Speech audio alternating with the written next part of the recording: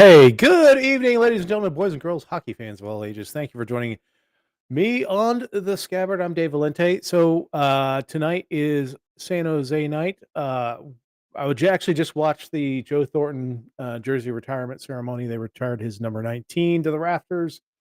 Good on the Sharks for actually doing this earlier. Eh, I think it's a competitive thing that they the reason why they did it so early because the game doesn't start for another hour now. Um, a lot of times they'll do the jersey retirement ceremony like right before the game. The teams will come out, warm up, then they'll do the retirement ceremony. So, and a lot of times those home teams do come out flat. So I think they did it for competitive reasons. So they're ready to play. They get a kind of a normal hour before the game to get everything off the ice and get the ice resurfaced and do a normal warm up before the game. So but it was a nice ceremony seeing a lot of the, old Sharks there, the early 2000s Sharks. Joe Thornton, was traded to the San Jose Sharks, back in I think it was like 2000 that he was traded to the Sharks, and I remember the first game he had as a Shark was against the Buffalo Sabres, and he torched us for at least 2 goals in that game in a 5-2 loss, I believe, but yeah, it was a uh, nice ceremony.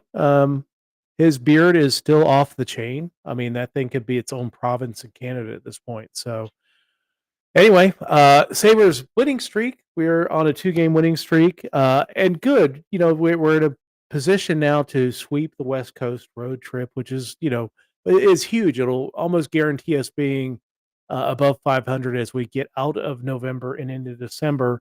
will guarantee us being over 500 for Thanksgiving, which is another big thing for the Buffalo Sabres. We're in that fourth position in the Atlantic Division, and still kind of in that, it's still a bottleneck there in the middle of the Eastern Conference with a bunch of teams kind of in that 19 to 21 point um, uh, bottleneck there. So, um, yeah, let's talk about last night's game. The Sabres really did come out very, very shaky first period, and almost two periods of that game were just didn't look like they were really that engaged in the game. Ukko Luukkonen let in a couple of goals. You could almost characterize them soft. The first one was well screened, but winning relatively cleanly over his shoulder. Second one was a pop up goal that just kind of floated over uh, Luukkonen and wasn't able to scramble back to get to the goal. So we're down 2-0 going into the final 2 minutes of the second period, and it didn't look like the Sabres were that engaged in this game. And it was kind of in that long line of a bunch of frustrating losses where we had the chance to go over 500, and we just kind of crapped the bed. But then comes the final 2 minutes of the second period, and we get Alex Tuck scoring. It looked like Peyton Krebs scored, but the puck was behind John Gibson, and his own defenseman slapped it off of his pads and into the net.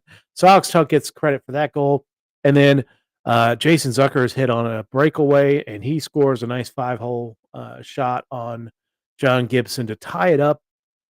Sabres actually had a glorious chance there towards the end of the third period or the second period on a power play to actually take a lead going into the third period, but didn't score on that power play. Teams traded chances there in the third period. The Sabres played a lot better in that third period, and ended up getting the point in regulation, getting the game to overtime, which is I've said this several times, has been a problem for the Sabres. They have not been able to get games into overtime. When they lose, they lose in regulation and don't get any points out of those games. But another corollary to that is when they've gotten games to overtime, they're actually, I think, 3-1 now. So, um, in both overtime and shootout. So, good on the Sabres. Uh, Uri Kulik scores on a scrambly goal. Couple of really golden scoring chances for the Sabres. John Gibson made tremendous saves, and Kulik picks up the garbage and puts it in past Gibson to give the Sabres the win, the 2 points. And for the first time this season, a record above 500. We're 10-9-1 now. Now we're going into the Shark Tank. It's an emotional night for the San Jose Sharks as they retire the number of Joe Thornton. Sharks, as expected on the season, are 6-11-5. So they've actually done pretty good this season as far as points go, but they have played a number of games more than most teams. They're at 22 games now in the season. I think the Sabres are so this is their 23rd game on the season. Sabres are at 20.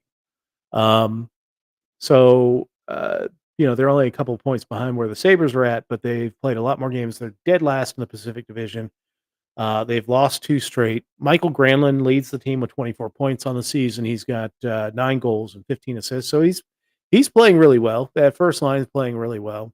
And Mackenzie Blackwood has a 3.07 goals against average, a 910 save percentage, and 4 wins on the season. I thought we might be getting Yaroslav Askarov tonight. He played really well against the St. Louis Blues, losing in overtime the other night.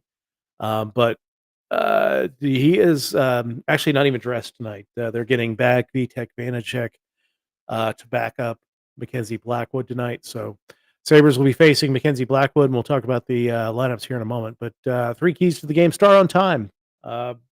Issues they had in the last game were related to the fact that they just didn't play well in the first period, almost 2 periods of the game, first 38 minutes of the game. Just did not play well. Consistent effort goes hand in hand. You've got to have consistent effort. Continue to play well throughout the game. Don't just try and turn it on, especially against teams that you should be better than. You should be better than the Ducks. You should be better than the Sharks. Let's have a comfortable night and beat the hell out of them. Beat them 5-0. Like that. That's where you want to be as a team, rather than laying low for 2 periods and then hoping a great 3rd period saves you, or, getting out to a fast start in the 1st period and hoping holding on. Let's consistent effort, keep going, uh, and overwhelm the team. That'll be nice to see.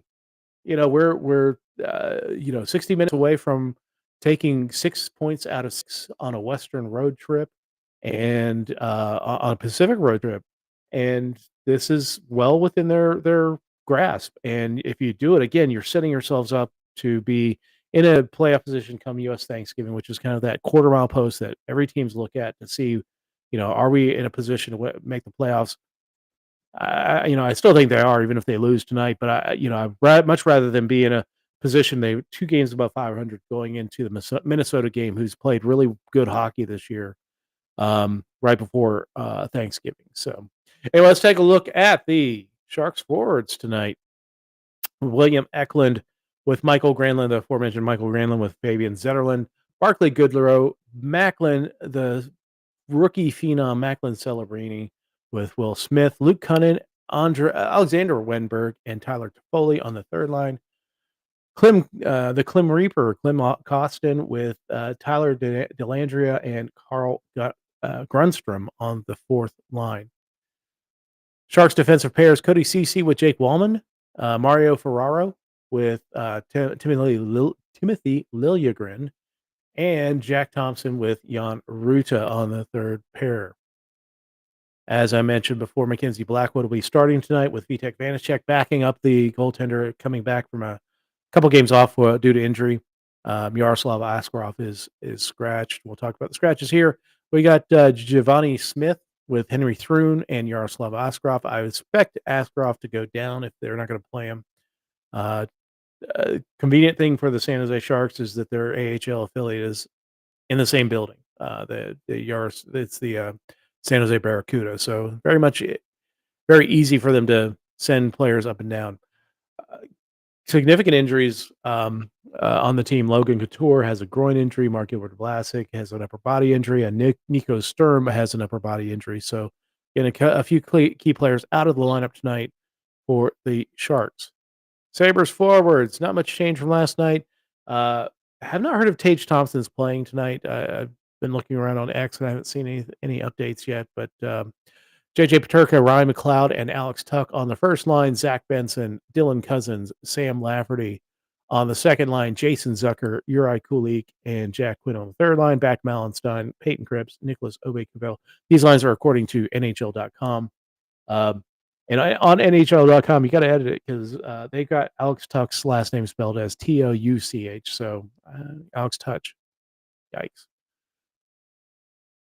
Sabres defensive pairs: Darlene with Byram Power with Yoki Haru, and Jacob Ryson with Connor Clifton.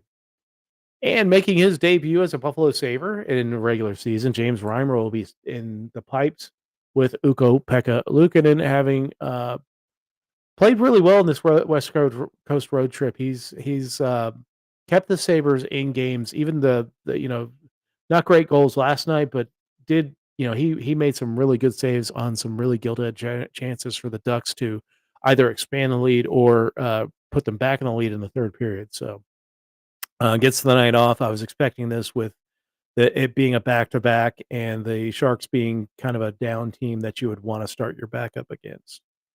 Scratches and injuries for the Sabres, not much of a change here. Isaac Rozan with Dennis Gilbert are scratched. Tage Thompson, Matthias Samuelson, and Jordan Greenway are injured. Hopefully, again, I didn't get a chance to see if the injury status has changed for Tage Thompson, but if there's a question, I think they wouldn't put him out there. So tonight's odds per DraftKings.com, Buffalo is a 1.5 favorite in the game with an over/under of 6, just like last night. Buffalo has not hit the over at all in this road trip. Very low scoring games. It was 6 last night. Final goals count was 5, so missed there. And then Buffalo on the money line is at a negative 150. Did not get a on this date today, but hopefully on this date today on November 23rd, 2024, Sabres will beat the San Jose Sharks. Let's take a look at the week ahead. The Sabres return home for a couple of games against the Minnesota Wild and the Vancouver Canucks before wrapping up the month on Saturday on the island.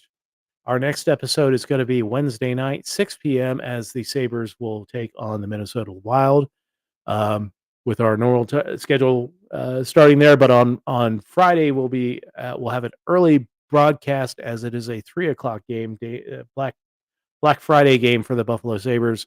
I believe they'll be wearing their black jerseys. So, um, yeah, that is the show for tonight. I thank you for watching us. If you can, give us a like, share, subscribe wherever you're watching us from. We really appreciate it. And we will talk to you all on Wednesday. Let's go, Buffalo. Let's see another.